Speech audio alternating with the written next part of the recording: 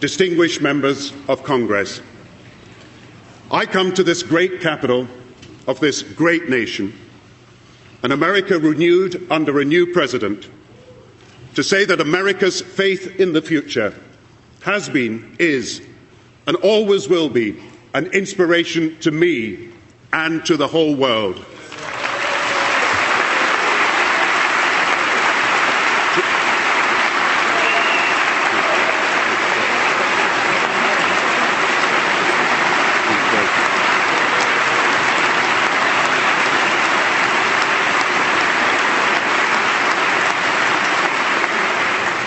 Two centuries ago, your creation of America was the boldest possible affirmation of faith in the future. It's a future you have not just believed in, but a future you have built with your own hands. And on the 20th of January, you, the American people, wrote the latest chapter in the American story, with a transition of dignity in which both sides of the aisle should take great pride.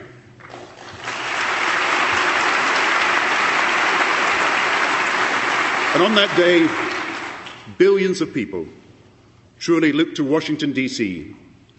as a shining city upon the hill, lighting up the whole of the world.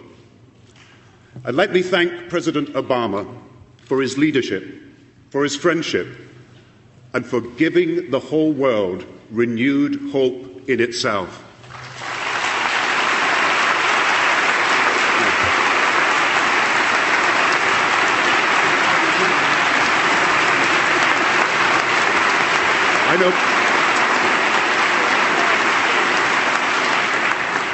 I know you will allow me to single out for special mention today one of your most distinguished senators, known in every continent and a great friend.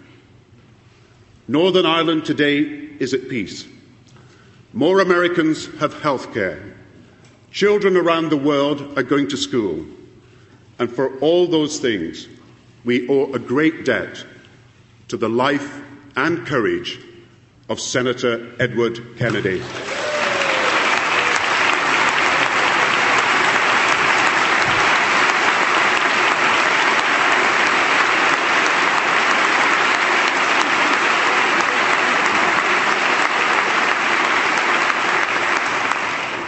And today, having talked to him last night, I want to announce, awarded by Her Majesty the Queen, on behalf of the British people, an honorary knighthood for Sir Edward Kennedy.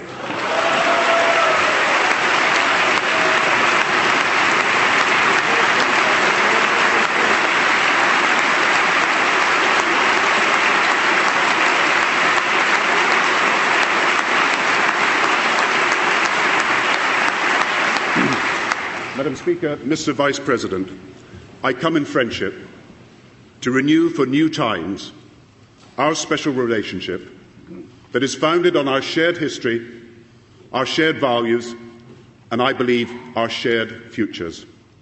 I grew up in the 1960s as America, led by President Kennedy, looked to the heavens and saw not the endless void of the unknown, but a new frontier to dare to discover and to explore. People said it couldn't be done, but America did it. And 20 years later, in the 1980s, America, led by President Reagan, refused to accept the fate of millions trapped behind the Iron Curtain and insisted instead that the peoples of Eastern Europe be allowed to join the ranks of nations which live safe, strong and free. People said it would never happen in our lifetime, but it did, and the Berlin Wall was torn down brick by brick.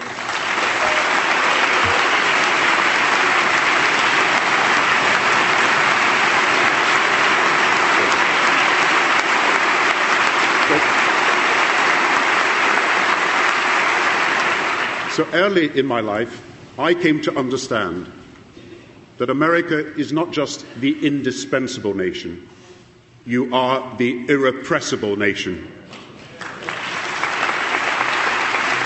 Throughout your history, America has led insurrections in the human imagination, You've summoned revolutionary times through your belief that there is no such thing as an impossible endeavour.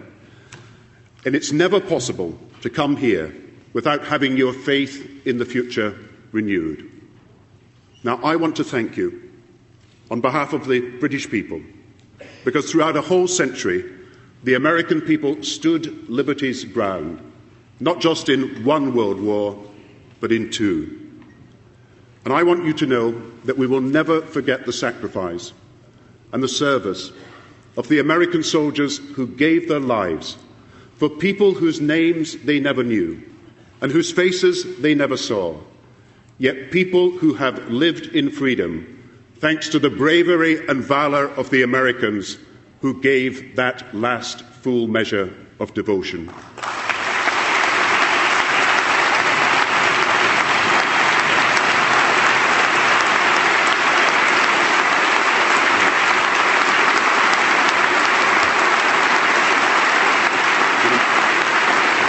Cemetery after cemetery across Europe honours the memory of American soldiers, resting row upon row, often alongside comrades in arms from Britain.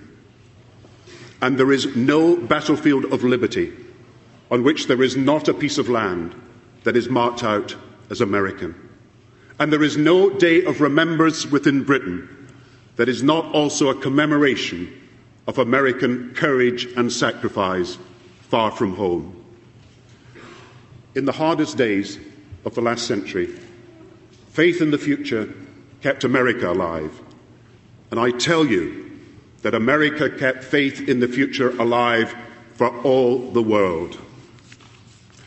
And let me pay tribute to the soldiers, yours and ours, who today fight side by side in the plains of Afghanistan, the streets of Iraq, just as their forefathers fought side by side in the sands of Tunisia, the beaches of Normandy, and then on the bridges over the Rhine.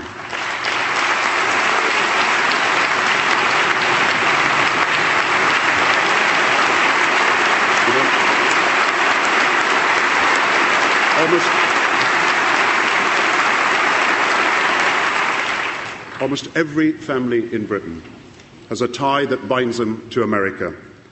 So I want you to know that whenever a young American soldier or Marine or sailor or airman is killed in conflict anywhere in the world, we, the people of Britain, grieve with you. We know that your loss is our loss. Your family's sorrow is our family's sorrow. And your nation's determination is our nation's determination that they shall not have died in vain.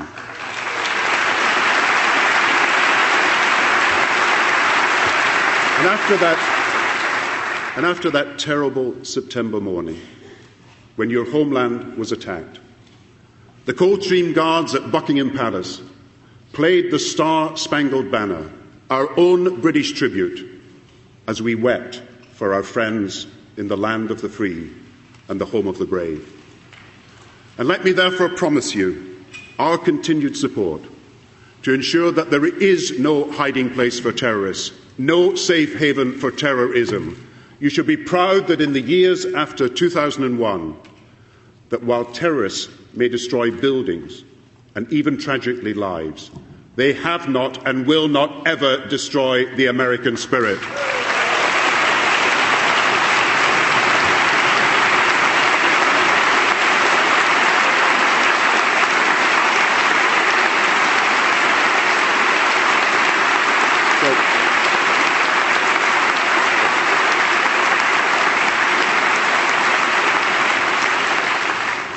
So let it be said of the friendship between our two countries that it is in times of trial true, in face of fear faithful, and amidst the storms of change constant. And let it be said of our friendship also, formed and forged over 2 tumultuous centuries, a friendship tested in war, strengthened in peace, that it is not just endured, but is renewed each generation to better serve our shared values and fulfil the hopes and dreams of the day. Not an alliance of convenience. It is a partnership of purpose. Alliances can wither or be destroyed,